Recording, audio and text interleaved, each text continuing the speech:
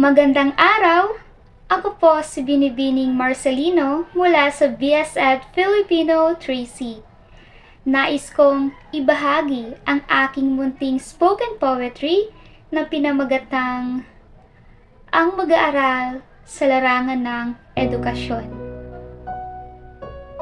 Sa buhay ng mag-aaral sa larangan ng edukasyon, bawat araw ay puno ng inspirasyon. Sa bawat pagtuturo at pagsasanay, lumalago ang kaalaman ng walang sawat pagod. Sa bawat hirap at pagsubok na hinaharap, tagumpay ay tiyak na makakamtan. Sa pagtsatsaga at determinasyon, mithiin ay matutupad. Tagumpay ay makakamtan. Edukasyon ang tanglaw sa dilim.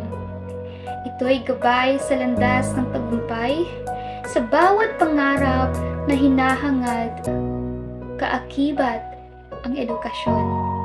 Tagumpay ay sigurado. Sa bawat mag-aaral na may pangarap, edukasyon ay sandigan sa gabay sa pag-unlad sa mundo ng kaalaman at karunungan. Ang mag-aaral ng edukasyon ay buhay ay umaangat.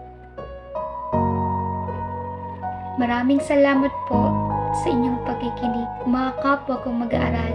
Mabuhay ang edukasyon!